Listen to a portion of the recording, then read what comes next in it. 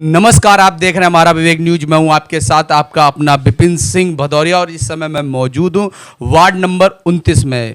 और हमसे बात करने के लिए हमारे साथ बड़े भाई पंकज त्रिपाठी जी हैं, जो वार्ड नंबर 29 के सभासद हैं। और इनके बारे में थोड़ा सा विस्तार से बताना चाहूँगा, क्योंकि पंकज त्रिपाठी अपने क्षेत्र में कई अच्छे कामों के लिए जाने जाते हैं, जैसे वो चाहे राशन कार्ड हो, वैक्सीनेशन हो या छोटे छोटे जनहित के कार्यक्रम हो, वो लगातार अपने क्षेत्र में करते रहते हैं। और सबसे बड़ी बात ये भारतीय जनता पार्टी के साथ जुड़े हुए भी है और इन पे भारतीय जनता पार्टी के द्वारा ही इनको सीट दिया गया था सभासदी की, और जो बहुमत से जीत भी इन्होंने बनाई। तो पहले तो मैं अपने चैनल में पंकज त्रिपाठी का बहुत बहुत स्वागत करूंगा। आपका बहुत बहुत धन्यवाद है। आज आप हमारे आवास पर बहुत जल्द ही चुनाव नगर पालिका के आने वाले हैं, तो भारतीय जनता पार्टी ने आपको अगली बार सभासदी का जिम्मेदारी का कार्य दिया था। उस कार्य को आपने बखूबी से निभाया या कुछ कमी रह गई? देखिए, पहला एक्सपीरियंस था हम लोगों का। भारतीय जनता पार्टी ने हम सब पे विश्वास जताया, लेकिन मैंने अपने क्षेत्र में बहुत काम करवाया। आप मेरे क्षेत्र में हमारे क्षेत्रवासियों से जानकारी ले सकते हैं, क्षेत्र में घूम के आप देख सकते हैं कि मैंने वार्ड नंबर 29 में बहुत अच्छा काम किया।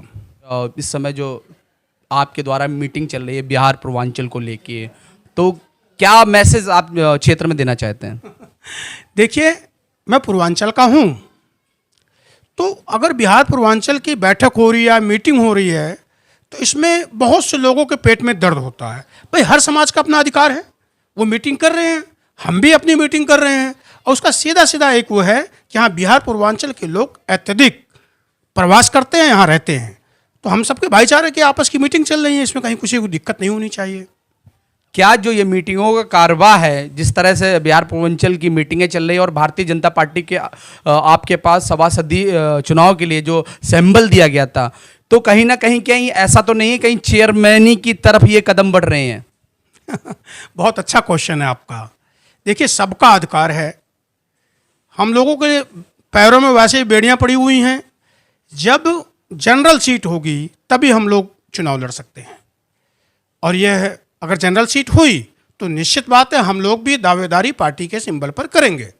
और पूर्ण विश्वास है कि पार्टी भी हम सब पे विश्वास करेगी, और उनको अच्छा लगेगा तो चेयरमैन के टिकट भी प्रदान करेगी।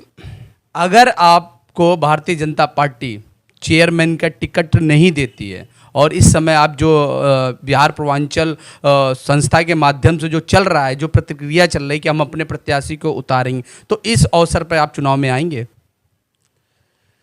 देखिए, सभी को ताकत का एहसास कराना चाहिए। बिहार पूर्वांचल के लोग अपनी ताकत का एहसास करा रहे हैं।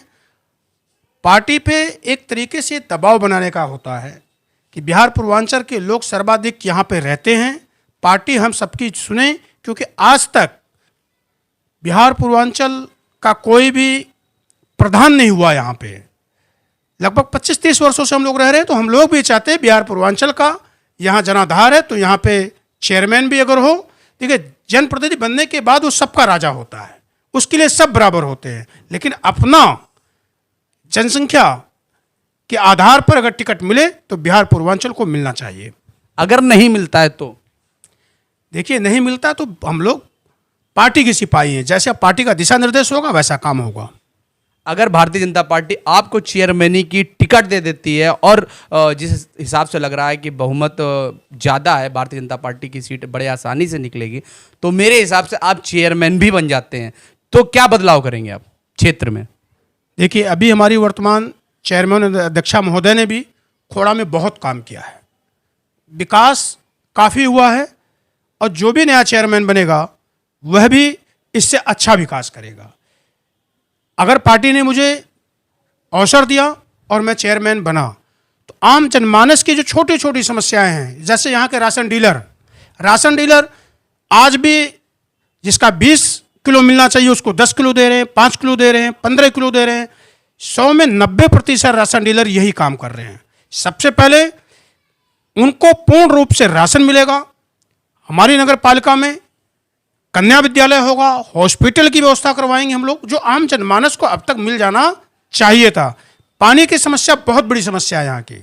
हम लोग अपने नेताओं से, माननीय मुख्यमंत्री जी से यह पूरा प्रयास करेंगे क्योंकि अब खोड़ा बिल्कुल सूखने की कगार पे, लोग पलायन करने लग गए हैं। तो हम पलायन का इंतजार नहीं करेंगे, लोग पलायन करें।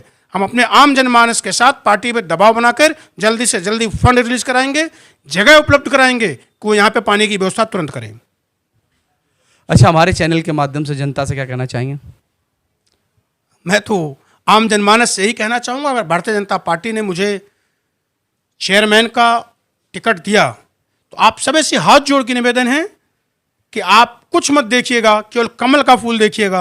और कमल का फूल ऐसा खिलना चाहिए कि इसकी खुशबू उत्तर प्रदेश तक जाए, वहाँ के हमारे माननीय मुख्यमंत्री जी के पास तक जाए कि कमल हमेशा यहाँ पे खुला है। माननीय विधायक जी सर्वाधिक मतों से जीत के गए, माननीय हमारे जनरल वीके सिंह जी जो वर्तमान में मंत्री हैं वो सर्वाधिक मतों से जीत के गए, और यहाँ का चेयरमैन भी सर्वाधिक मतों से जीत कर जाएगा और लखनऊ से विकास लाकर यहाँ कराएगा। जैसे पंकज त्रिपाठी जी, मैं जानना चाहता हूँ, कई बार सोशल मीडिया में आपको आपत्तिजनक चीज़ों का सामना करना पड़ता है क्यों आपनी का एक वो पाइपलाइन बिछी हुई है और अपने क्षेत्र में पानी प्रोवाइड कराते हैं, तो क्या ऐसा मंजर है, आखिर क्या बात है?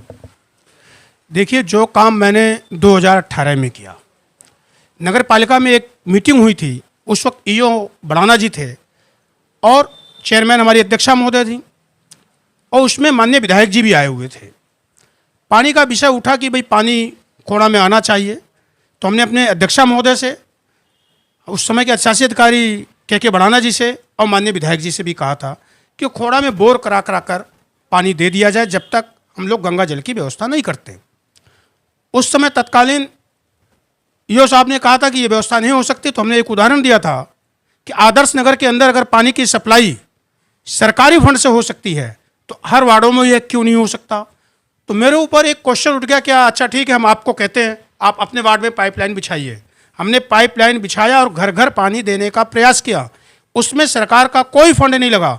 हमने आम लोगों से मिनिमम, लोग कहते हैं ना 5 लाख रुपए लग गए बोर में, 8 लाख रुपए लग गए, मेरे वार्ड में आइए और पूछिए, हमने 5,000 रुपये से लेके 15,000 रुपये तक एक कनेक्शन का लिया है और प्रत्येक घरों में पानी प्रॉपर तरीके से दे रहे हैं। उसका पूरा मेंटेनेंस हमारा होता है और बहुत मिनिमम चार्ज में उनको मंथली में हम लोग पानी प्रोवाइड करा रहे हैं। अगर मैं चेयरमैन बनता हूं उसके बाद भी कोई रोड़ा आता है तो इसी प्रकार से पूरी खोड़ा के अंदर बहुत कम समय में 2-3 महीने के अंदर एक एक घर में पाइपलाइन द्वारा पानी बिछाकर दे दिया जाएगा। वैसे तो प्रयास ये रहेगा कि गंगा जल मिले कि, और मोदी जी का सपना भी 2024 का है। अभी आपने देखे थे कि हमारे जल विकास मंत्री माननीय स्वतंत्र देव जी ने भी विधानसभा के अंदर बोला कि 2024 में ऐसा कोई गांव नहीं रहेगा जहां पे पानी नहीं रहेगा। हमारा गांव नहीं, हमारा तो शहर हो गया है। मुझे उम्मीद भी है कि 2024 से पहले यहां खोड़ा में गंगा जल आएगा और कोई ना कोई भगीरथ बनेगा। इनके बारे में आपने सुना और इनके बारे में मैं कुछ अलग से बताना चाहता हूँ। कोरोना के दौर पर ये लोगों के बीच में ऐसे उभर के आए थे, उन्होंने अपने यहाँ एक रसोई का निर्माण किया था उसी समय पर और लगातार कई परिवारों को भोजन कराने की जिम्मेदारी इन्होंने तत्काल ली थी, वो चाहे कहीं से भी किया हो। इसके साथ छोटी मोटी समस्या, चाहे वो राशन कार्ड की हो, आधार कार्ड की हो, छोटी मोटी समस्या लोगों की दूर करते हैं। और सबसे बड़ी बात जो मैं बताने जा रहा हूँ, खोड़ा में सबसे बड़ी समस्या पानी की समस्या है। पानी की समस्या को इन्होंने इतने सुचारू रूप से अपने क्षेत्र में ख़त्म कर रखा है। इन्होंने अपने क्षेत्र में कई बोर करा के लोगों को मंथली चार्ज पर पानी की व्यवस्था प्रोवाइड करा रखी है, जो सबसे ज़्यादा सराहनीय कार्य है। इसी के साथ जय हिंद, जय भारत।